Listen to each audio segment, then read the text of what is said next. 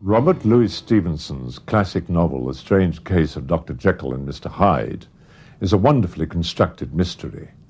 The author holds back the secret of the dual identity until very late in the story. As a result, film versions of the story attracted some of the most notable actors of their era. John Barrymore, Frederick March, Spencer Tracy, Kirk Douglas, even Christopher Lee. Early film versions ran only 5 or 10 minutes in length. Obviously, the subtlety of Stevenson's story was lost. In 1920, producer Jesse Lasky hired John Barrymore for a lavish period production of the story. The 38-year-old matinee idol delighted in distorting his handsome features into the repulsive Mr. Hyde. Initially, this change was done solely with acting. Only at a cut to his hand becoming elongated and spidery does the film resort to makeup and camera effects. The metaphor again appears when Jekyll forswears his alter ego only to be overcome by the evil as he sleeps. Barrymore himself wore the spider costume.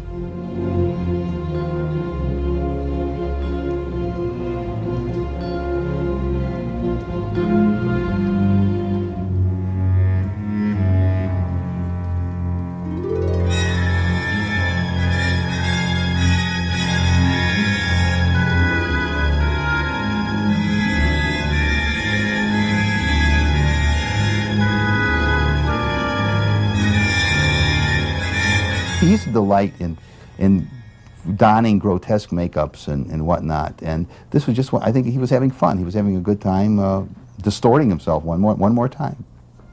Inspired by Universal Studios' successes of Dracula and Frankenstein, Paramount Pictures decided to film Dr. Jekyll and Mr. Hyde in 1932. The lead role, or roles, was given to an actor previously known for his work as a light comedian, Frederick March. The makeup for March's Mr. Hyde took Paramount's Wally Westmore 3 hours to apply each morning. March took home the Best Actor Oscar for his trouble.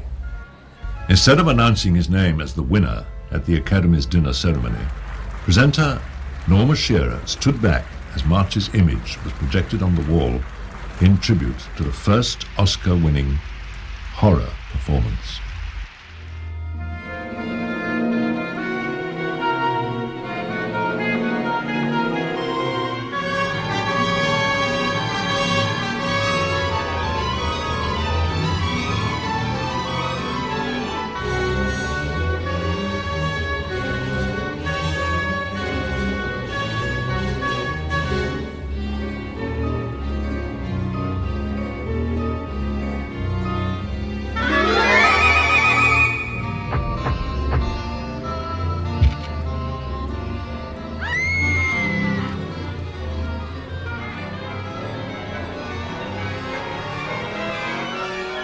Frederick March, who was almost simian, and I'm not taking away from his performance, which richly deserved an Oscar.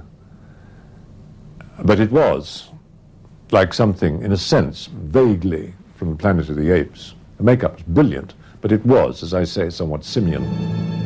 In 1940, Universal Pictures tried their hand at the Jekyll and Hyde story, and they ensured their investment by casting horror legends Boris Karloff and Bela Lugosi in major roles. In this effort, Stanley Ridges played the monster with absolutely no horror makeup, simian or otherwise. Big shot. Yeah, fix it up, will you? How'd you get it? The coppers shot me. It's only a scratch. How'd you get it? Well, don't ride me. It's your fault anyway. Mine? Yeah. We'll take the bucks. Go ahead and shoot. You want to dive 200 feet for it? Keep him covered.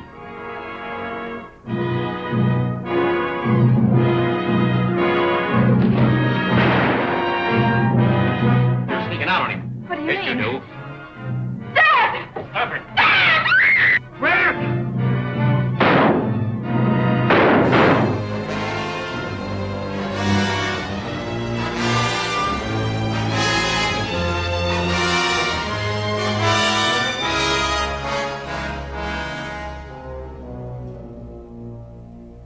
The following year, MGM bought the rights to the Paramount Jekyll and Hyde script and virtually reshot it scene for scene with Spencer Tracy as the good doctor. Man is not truly one, but two. Now, supposing we could break that chain, separate those two selves, free the good in man and let it go on to its higher destiny, and segregate the bad.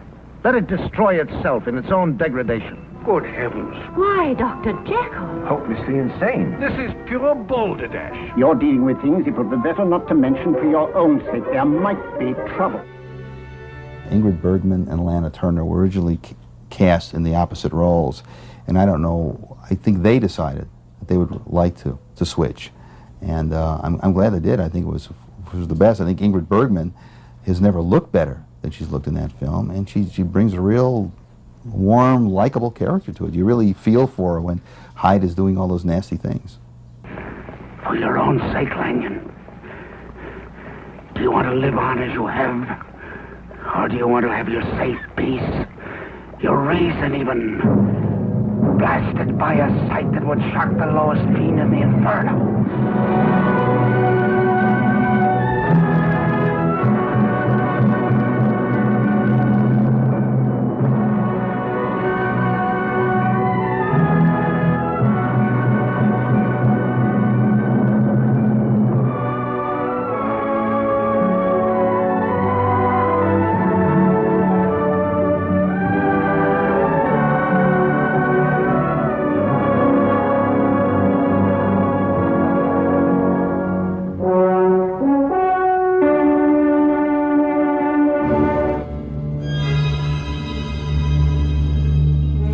Author Somerset Maugham visited MGM during a scene in which Spencer Tracy visits an East End bar. Maugham asked what the picture was, and someone told him it's Dr. Jekyll and Mr. Hyde with Spencer Tracy.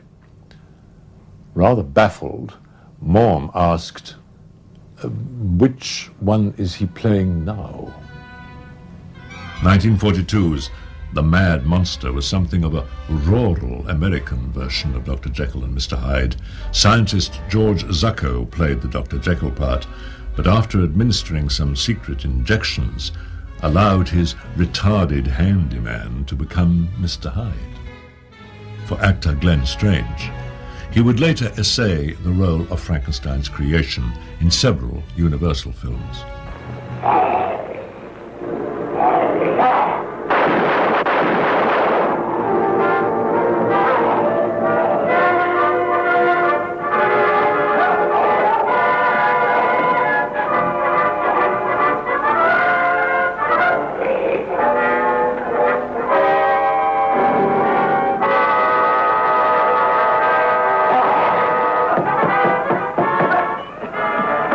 Door, quick! I never seen anything so awful in my life. What are you talking about? Something took after me down in the swamp. What was it? I don't know whether it was a man, a beast, or old Satan himself. I'm telling you, it was something awful.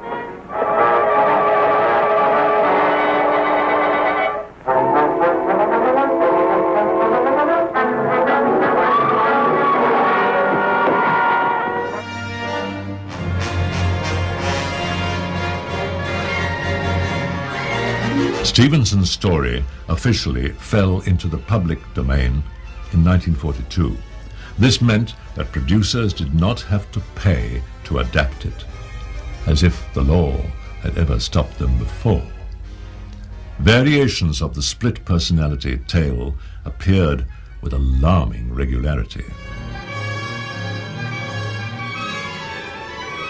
My father was totally the antithesis of the roles he played. He was just the nicest, dearest, kindest, gentlest, funniest, wittiest, best, well-read, articulate man.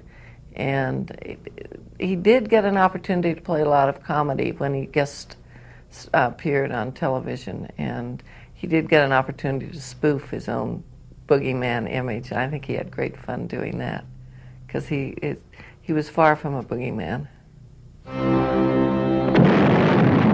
Jerry Lewis took the Jekyll and Hyde comedy formula one step further by playing the dual role himself.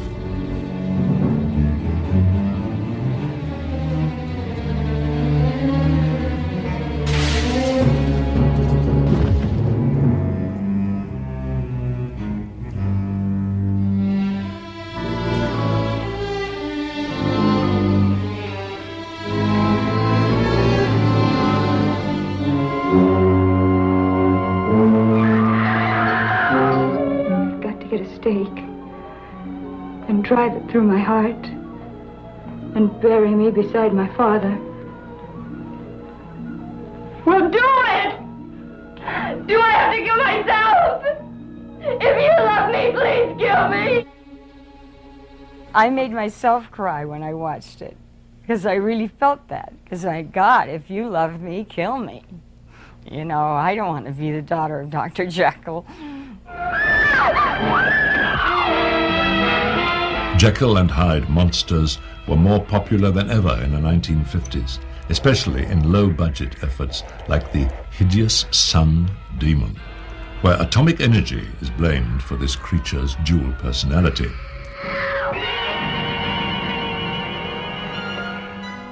I thought it was a great, again, all these pictures that everybody else is always knocking, I thought it was a great picture. I loved it. I mean, there, you know, here it is. Of course, I have great sympathy for anyone who takes almost no money and goes out and tries to make something.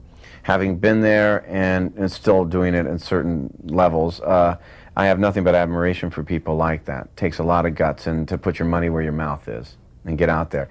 And I thought he did a very good job. The monster was very memorable. You wanted to feel sorry for the guy. They wasted no time getting around to it, and some of it was very artfully done. Where he smashes the mirror, I thought was just great.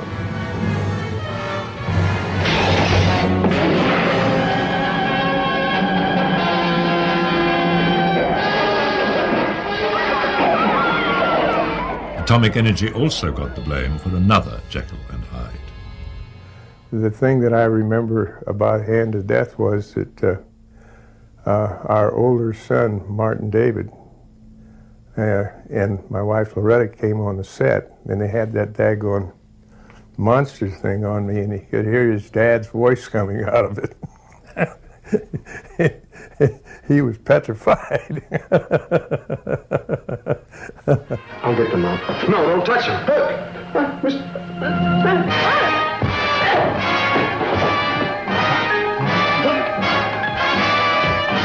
The first thing we must do, Alex, is notify the authorities and get you to a hospital. No!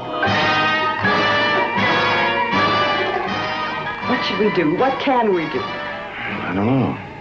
We just can't call the police and have him shot like an animal. Alex, it's been 5 hours since you injected that second area.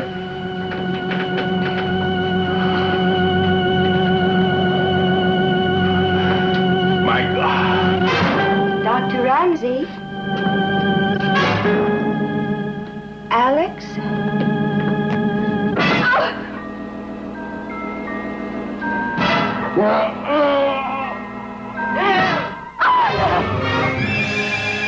At the very end, where I drowned out in the Pacific Ocean, I'm in that monster outfit, and there's no peripheral vision whatsoever.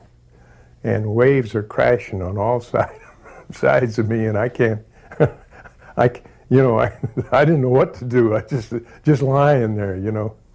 It was really weird. Don't shoot him, please! Alex! Don't run anymore! Please! Boris Karloff was back in 1958 with a serious reworking of the Jekyll and Hyde story. The British made The Haunted Strangler. Who was it you saw? It was too dark to see properly. He was more like a beast than a human being.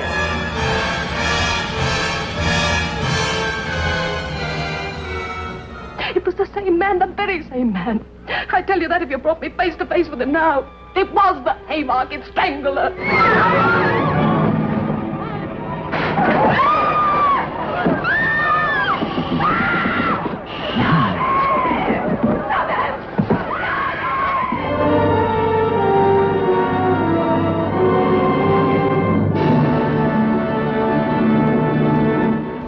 Meanwhile, on the other side of the globe, a Japanese Jekyll and Hyde monstrosity took the phrase, "two heads are better than one," to its most logical extreme in The Manster.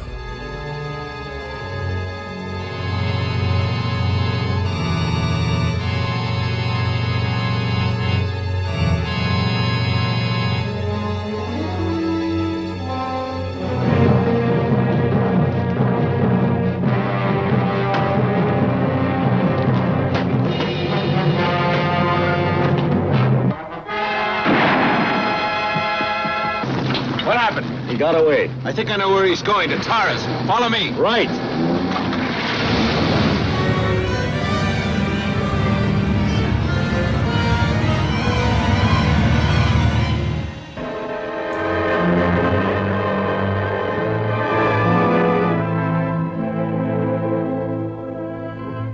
I deserve nothing better than you. Hammer Films suffered one of their few financial setbacks in 1960, though conceptually the film was unique. Canadian Paul Massey played a bearded, middle-aged Jekyll and a clean-shaven, amoral Hyde.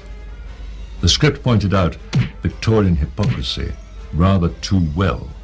In the words of director Terence Fisher, none of the characters was worth tuppence. For God's sake, man, don't kill him. Let me alone, Jekyll. Let me alone. Jekyll. The horror thing can't go on forever. Sadly, some of the other streams that I tried to instill into the company's product line just didn't work. Some did. We had a period of very good thrillers. Hammer had another go at the story in 1971, with screenwriter Brian Clemens serving up a rather novel approach. Brian Clemens was sitting there. Brian suddenly said, "I know. He mixes up the potion, he drinks it, and he turns into a woman." Well, we all fell about laughing. He said, very funny idea, but he wasn't laughing. He went home and he wrote the script. There was some talk about me playing Sister Hyde. I was going to say Dr. Jekyll. And a very fine actress went on to play. There was quite a bit of nudity, and I wasn't that keen on that. David Booth, I think was the name of the agent, said, "Oh, Martine, it's perfect. You've come at the absolute perfect time." And they said, "They've got the guy, and and it's Hammer." And I said, "Michael Carreras?" He said, "Yes." And I read the script, and I realized that they had some nudity, and I said, "Okay, fine, top, but not full nudity." But of course, once you saw the two of them together, it was a brilliant piece of casting. And she did it very well, too. But unfortunately, he was pressured. I think everybody was pressured, including Hammer was being pressured into going into more nudity, to compete with what was going on. And they decided to go even further to full frontal nudity when I got on the set, and I said I did not agree to that, So we had a bit of a contretemps. However, I used all of that sort of nervousness and that sort of rage and anger and stuff to birth myself, really. I mean, when I am there, I don't know anything about my anatomy. It is I who exist, Dr. Jekyll, not you. It is I who will be rid of you. Rid of you! It's Hyde, isn't it?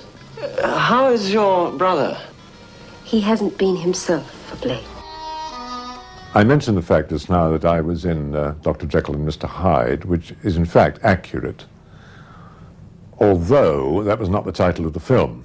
For some reason which is quite beyond my comprehension, the producer, or producers, I think there maybe were two, decided that the story of Dr. Jekyll and Mr. Hyde was going to be retitled under the subtle title, I, Monster.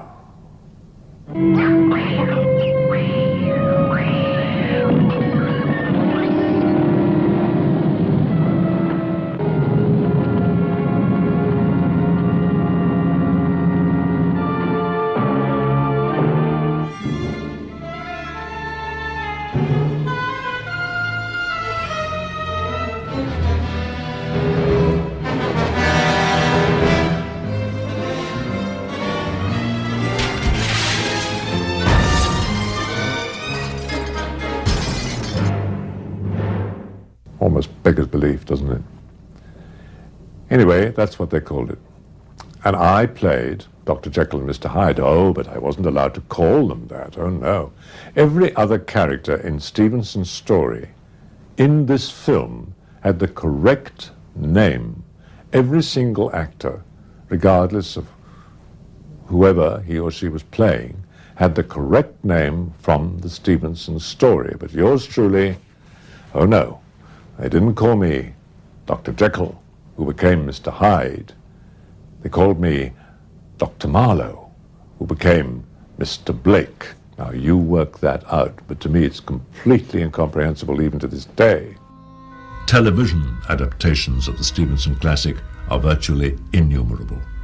One of the earliest was an episode of the American television series Climax, with Michael Rennie performing live in the lead role. I had tried on myself all the formulae which had failed. Now, if I was to succeed, did I dare take the consequences of my extraordinary act? I paused uncertain for a single heartbeat.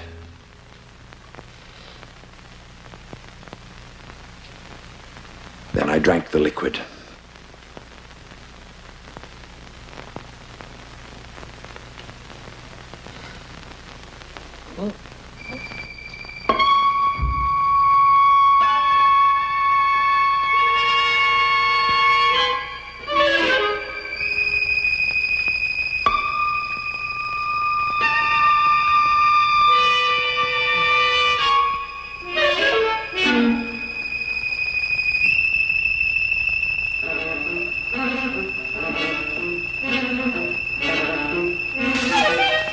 The tale of the well-meaning doctor and the ill-mannered alter ego will doubtless continue long into the next century. There is a central truth to the concept that most of us recognize immediately. If you don't believe that, then some night when you are alone, light a candle in a room with a large mirror. Gaze into the face that is reflected back to you. Look into the eyes of your other half. If at the end of a few minutes you run screaming from the room, well, don't say I didn't warn you.